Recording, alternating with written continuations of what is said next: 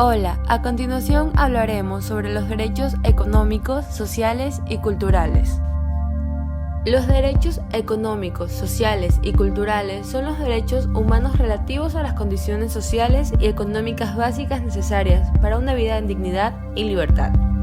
Y hablan de cuestiones tan básicas como el trabajo, la seguridad social, la salud, la educación, la alimentación, el agua, la vivienda, un medio ambiente adecuado y la cultura. Los derechos humanos proporcionan un marco común de normas y valores universalmente reconocidos y establecen obligaciones del Estado para actuar de determinada manera o de abstenerse a ciertos actos. Constituyen una herramienta importante para asegurar la rendición de cuentas de los Estados y cada vez más actores no estatales que han cometido violaciones, y también para movilizar los esfuerzos colectivos para desarrollar comunidades y marcos globales que conduzcan a la justicia económica, el bienestar social, la participación y la igualdad. Los derechos humanos son universales, inalienables, interdependientes e indivisibles. El Pacto Internacional de Derechos Económicos, Sociales y Culturales, International Covenant of Economic, Social and Cultural Rights, por sus siglas en inglés, es un tratado multilateral general que reconoce derechos económicos, sociales y culturales y establece mecanismos para su protección y garantía. Fue adoptado por la Asamblea General de las Naciones Unidas mediante la Resolución 2200-A en el siglo XXI, el 16 de diciembre de 1966, y entró en vigor el 3 de enero de 1976. Se compromete a las partes a trabajar para la consecución de los derechos económicos, sociales y culturales de las personas, incluidos los derechos laborales y los derechos a la salud, la educación y un nivel de vida adecuado. A fecha del mes de noviembre de 2017, el pacto tiene 166 partes.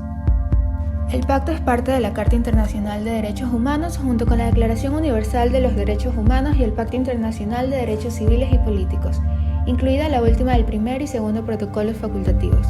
El pacto es supervisado por el Comité de Derechos Económicos, Sociales y Culturales de las Naciones Unidas por el desempeño de las funciones recogidas en la parte cuarta del pacto. El Comité de Derechos Económicos, Sociales y Culturales está formado por 18 expertos independientes elegidos por un periodo de 4 años. Se reúnen en periodos de sesiones, normalmente 2 al año, que tienen lugar en Ginebra. Estos periodos de sesiones comprenden una sesión plenaria de 3 semanas precedidas por un grupo de trabajo que se reúne durante una semana. Los Estados están obligados a informar periódicamente al Comité de Derechos Económicos, Sociales y Culturales sobre la aplicación del pacto. Sobre la base de la información aportada, el Comité destaca los aspectos positivos y negativos y formula una serie de recomendaciones. Sus respuestas a cada Estado toman la forma de observaciones finales. Por otro lado, el Comité emite observaciones generales que contienen su interpretación sobre cuestiones. En el Pacto Internacional de Derechos Económicos, Sociales y Culturales se habla sobre el derecho al trabajo. Se establece que los Estados partes en el presente pacto reconocen el derecho a trabajar, que comprende el derecho de toda persona a tener la oportunidad de ganarse la vida mediante un trabajo libremente escogido o aceptado, y tomarán medidas adecuadas para garantizar este derecho. Deben reconocer el derecho de toda persona al goce de condiciones de trabajo equitativas y satisfactorias que le aseguran en especial una remuneración que proporcione como mínimo a todos los trabajadores un salario equitativo e igual por trabajo de igual valor, sin distinciones de ninguna especie. En particular, debe asegurarse a las mujeres condiciones de trabajo no inferiores a las de los hombres con salario igual por trabajo igual. Condiciones de existencia dignas para ellos y para sus familias conforme a las disposiciones del presente pacto. La seguridad y la higiene en el trabajo. Igual oportunidad para todos de ser promovidos dentro de su trabajo a la categoría superior que les corresponda, sin más consideraciones que los factores de tiempo de servicio y capacidad. El descanso, el disfrute del tiempo libre, la limitación razonable de las horas de trabajo y las vacaciones periódicas pagadas, así como la remuneración de los días festivos. Sobre el derecho a la seguridad social se establece en el artículo 9 del pacto que se reconoce el derecho de toda persona a la seguridad social, incluso el seguro social.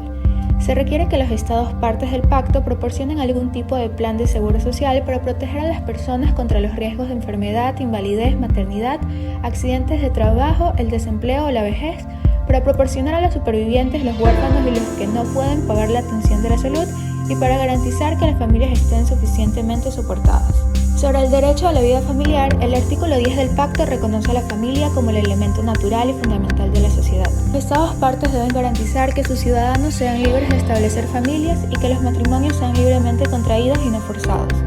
Se debe conceder especial protección a las madres durante un periodo de tiempo razonable antes y después del parto. Durante dicho periodo, a las madres que trabajen se les debe conceder licencia con remuneración o con prestaciones adecuadas de seguridad social. Se deben adoptar medidas especiales de protección y asistencia en favor de todos los niños y adolescentes, sin discriminación alguna por razón de filiación o cualquier otra condición. Debe protegerse a los niños y adolescentes contra la explotación económica y social. Su empleo en trabajos nocivos para su moral y salud o en los cuales peligre su vida o se corre el riesgo de perjudicar su desarrollo normal será sancionado por la ley. Los estados deben establecer también límites de edad por debajo de los cuales quede prohibido y sancionado por la ley el empleo a sueldo de mano de obra infantil. Sobre el derecho a un nivel de vida adecuado, los estados partes en el presente pacto reconocen el derecho de toda persona a un nivel de vida adecuado para sí y su familia, incluso alimentación, vestido y vivienda adecuados, y a una mejora continua de las condiciones de existencia. Los estados partes tomarán medidas apropiadas para asegurar la efectividad de este derecho, reconociendo a este efecto la importancia esencial de la cooperación internacional fundada en el libre consentimiento. Sobre el derecho a la salud, los estados partes en el presente pacto reconocen el derecho de toda persona al disfrute del más alto nivel posible de salud física y mental. Entre las medidas que deberán adoptar los estados partes en el pacto, a fin de asegurar la plena efectividad de este derecho, figuran las necesarias para la reducción de la mortinatalidad y de la mortalidad infantil, el sano desarrollo de los niños, el mejoramiento en todos sus aspectos de la higiene del trabajo y del medio ambiente, la prevención y el tratamiento de las enfermedades epidémicas, endémicas, profesionales y de otra índole, y la lucha contra ellas. La creación de condiciones que aseguren a todos asistencia médica y servicios médicos en caso de enfermedad. Sobre el derecho a la educación, los estados partes en el presente pacto reconocen el derecho de toda persona a la educación. Convienen en que la educación debe orientarse hacia el pleno desarrollo de la personalidad humana y del sentido de su dignidad, y debe fortalecer el respeto por los derechos humanos y las libertades fundamentales. Convienen asimismo en que la educación debe capacitar a todas las personas para participar efectivamente en una sociedad libre, favorecer la comprensión, la tolerancia y la amistad entre todas las naciones y entre todos los grupos raciales, étnicos o religiosos, y promover las actividades de Naciones Unidas en pro del mantenimiento de la paz. Para lograr el pleno ejercicio de este derecho, la enseñanza primaria debe ser obligatoria y asequible a todos gratuitamente. La enseñanza secundaria en sus diferentes formas, incluso la enseñanza secundaria técnica y profesional, debe ser generalizada y hacerse accesible a todos. La enseñanza superior debe hacerse igualmente accesible a todos, sobre la base de la capacidad de cada uno por cuantos medios sean apropiados y en particular por la implantación progresiva de la enseñanza gratuita. Sobre el derecho a la participación en la vida cultural, los estados partes en el presente pacto reconocen el derecho de toda persona a participar en la vida cultural, gozar de los beneficios del progreso científico y de sus aplicaciones, beneficiarse de la protección de los intereses morales y materiales que le corresponden por razón de las producciones científicas y literarias o artísticas de que sea autora. Entre las medidas que los estados partes en el presente pacto deberán adoptar para asegurar el pleno ejercicio de este derecho, figuran las necesarias para la conservación, el desarrollo y la difusión de la ciencia y de la cultura. Los estados partes en el presente pacto se comprometen a respetar la indispensable libertad para la investigación científica y para la actividad criadora. Los estados partes en el presente pacto reconocen los beneficios que derivan del fomento y desarrollo de la cooperación y de las relaciones internacionales en cuestiones científicas y culturales. Para concluir, entendemos que los derechos humanos son elementos esenciales en la vida de cualquier persona, pues fomenta su amplio desarrollo, brindándonos así garantías ante la justicia, libertad de religión, de vivir en un ambiente sano, de forma igualitaria, de vivir saludables y plenos. Muchas gracias.